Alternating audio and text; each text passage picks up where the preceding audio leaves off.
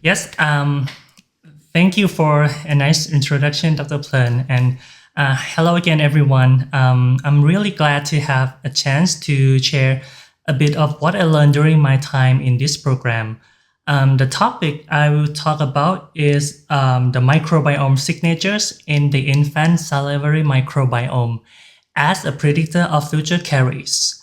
It's a study that explores how early oral microbiome patterns might help us to identify the children who are more likely to have caries in the future, which combine the oral microbiome and the data science.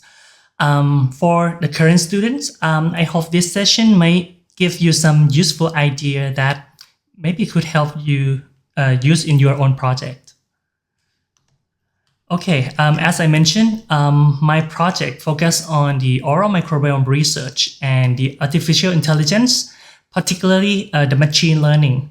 I believe that most of you probably read studies related to them before, but let me give a brief review before moving on the part that where these two fields come together in my project. When we talk about the oral microbiome, it's about a highly diverse microbial community that is over 700 species inside our oral cavity. In the past, we explained dental caries through the specific plaque hypothesis, focusing on the individual bacteria like Streptococcus mutans. But today, we understand a dental carie as an ecological imbalance within the biofilm, and what we call the ecological plaque hypothesis that proposed by Dr. Marsh in 1994. In the past, our main tool was the culture-dependent technique that how we discover Streptococcus mutans that we known as the key carcinogenic bacteria back in 1920s, like 100 years ago. But now we know that this approach only reveals just a small part of the picture.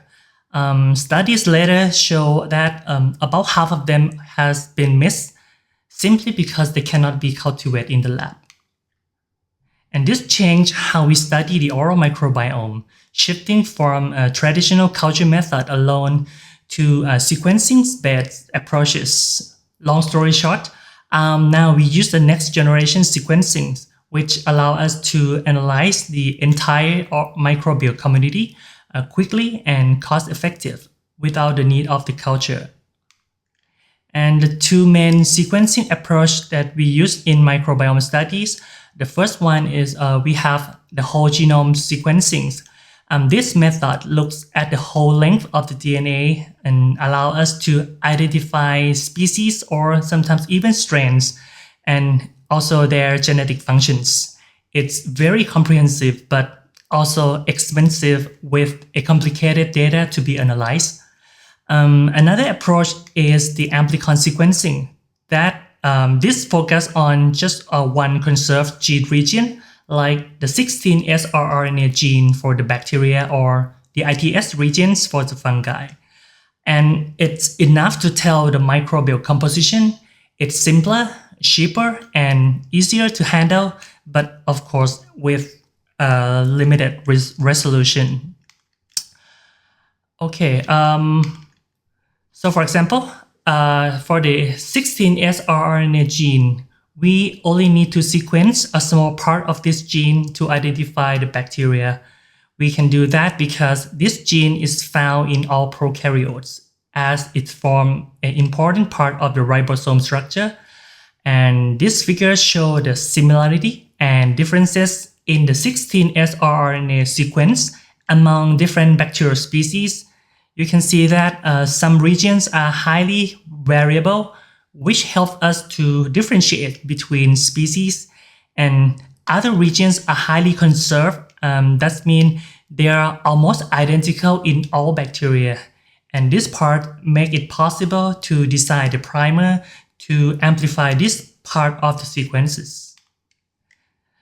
For example, in our study, we target to the V3 to V4 region of the 16 srRNA gene.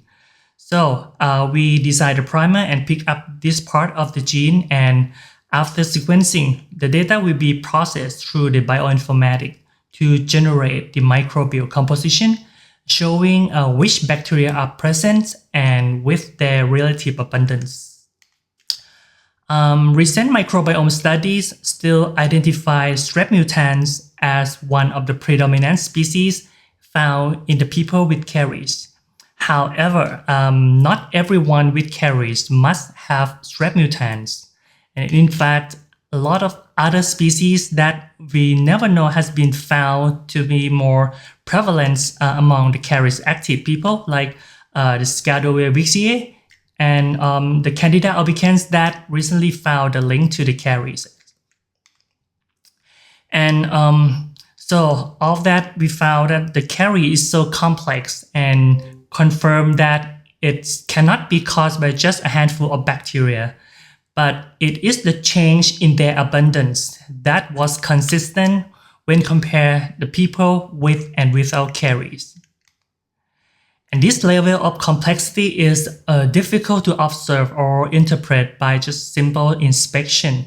That's why the AI has been introduced to help uncover the hidden patterns within the microbiome.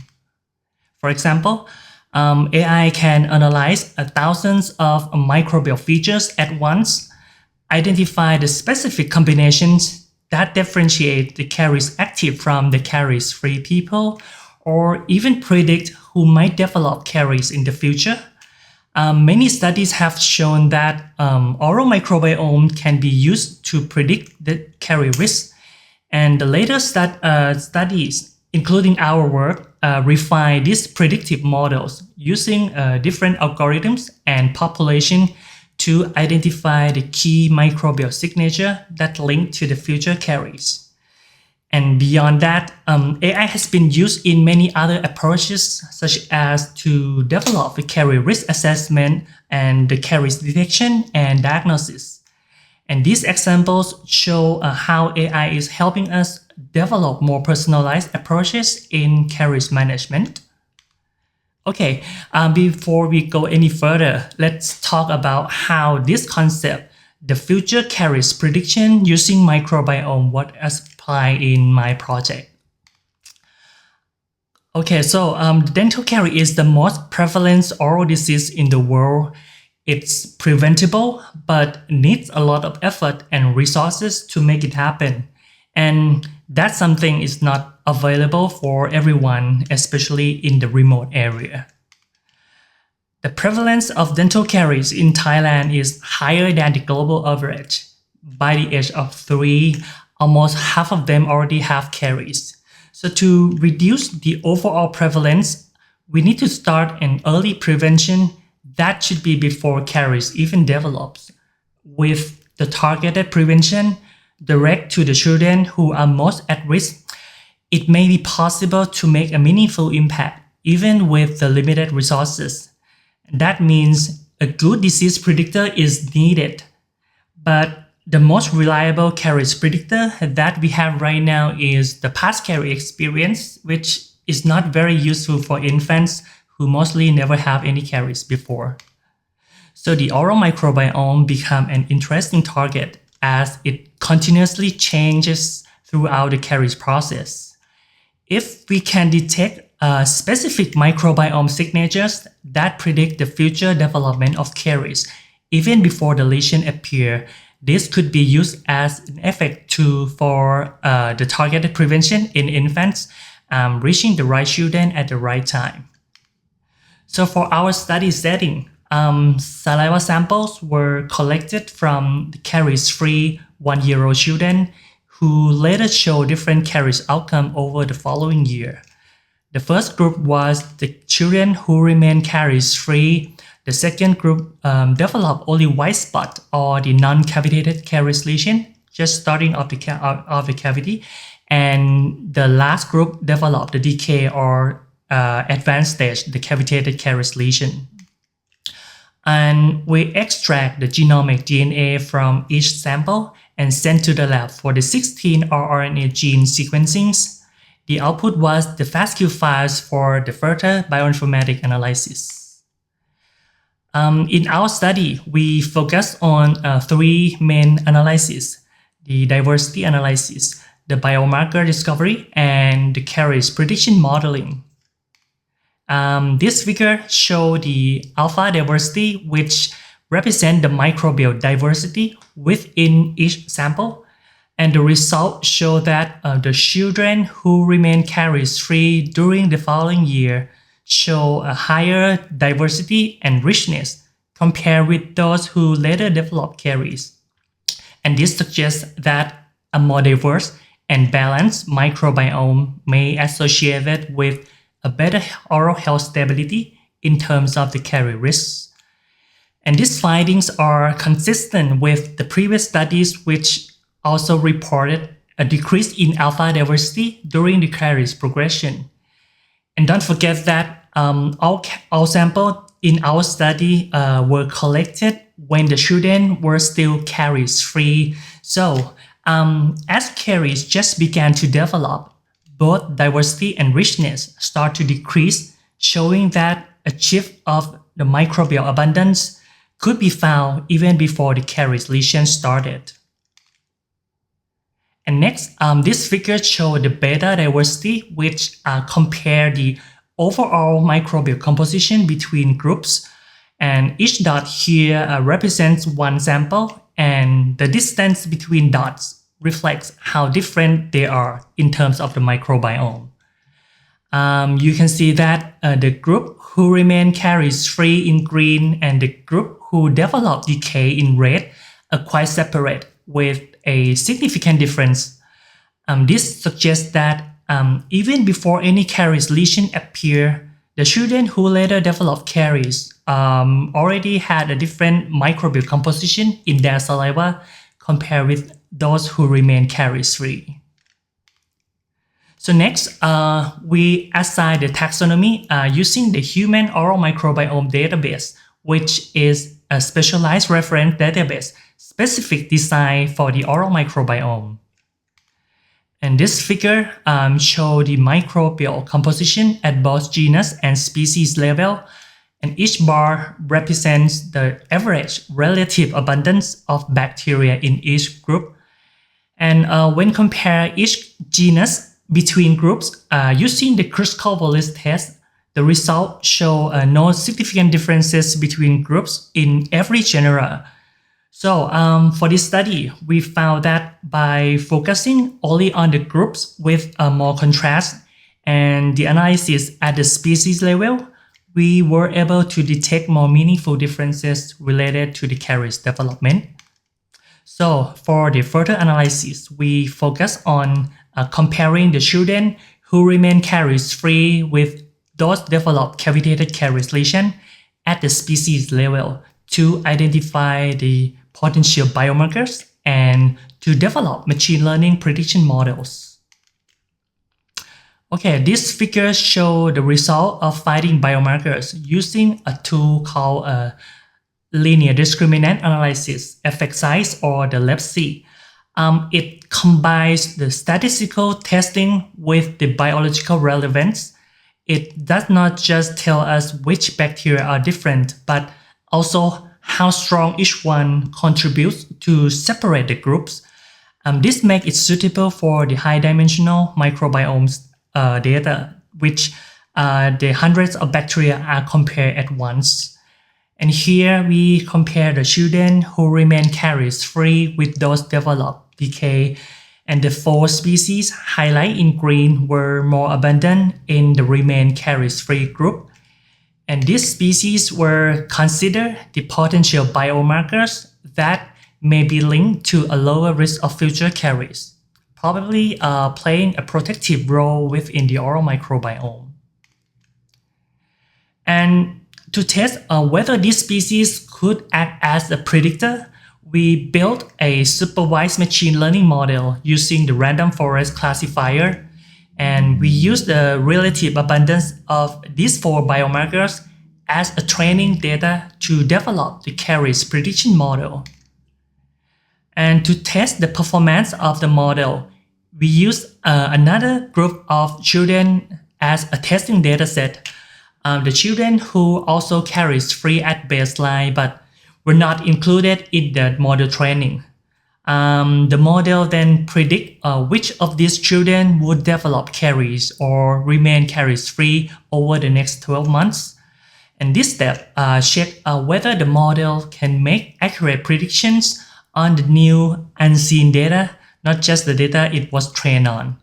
If the model performs well here, it suggests that the relative abundance patterns of these 4 species indeed have the predictive potential for the future caries onset.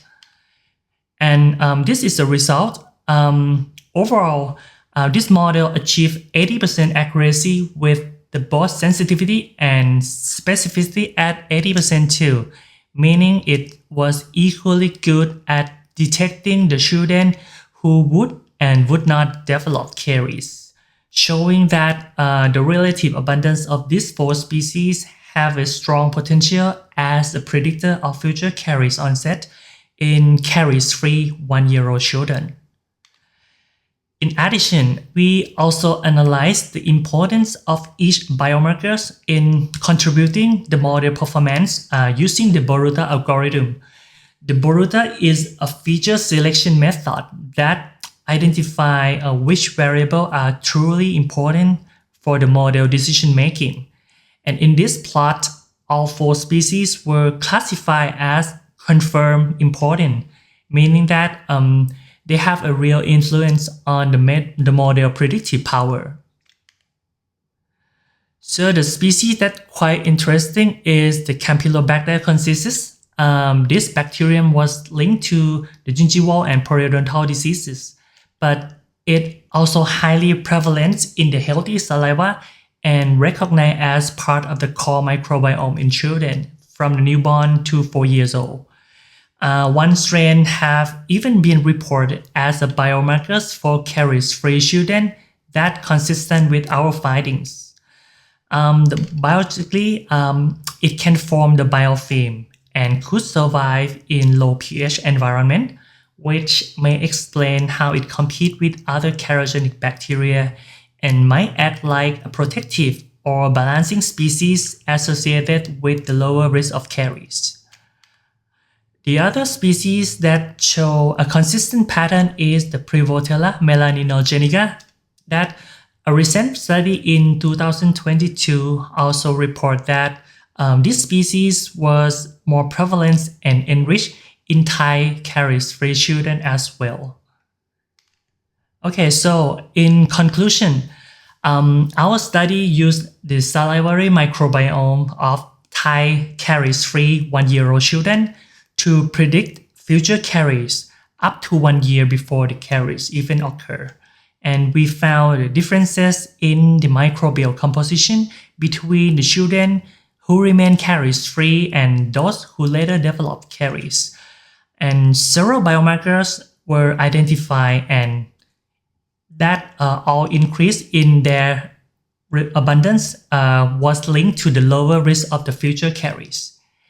And lastly, the machine learning model built on these biomarkers could achieve 80% prediction accuracy, showing a potential as the early caries predictor. Okay, this is the end of my slide. Thank you for your attention. Last but not least, I'd like to express my gratitude to my former advisors and co-authors and the oral and craniofacial science graduate programs for their guidance and support. And in loving memory of Professor Prasit and Dr. Kelvin for their encouragement, wisdom, and inspiration. All of these have truly shaped my work and also my PhD journey. Thank you.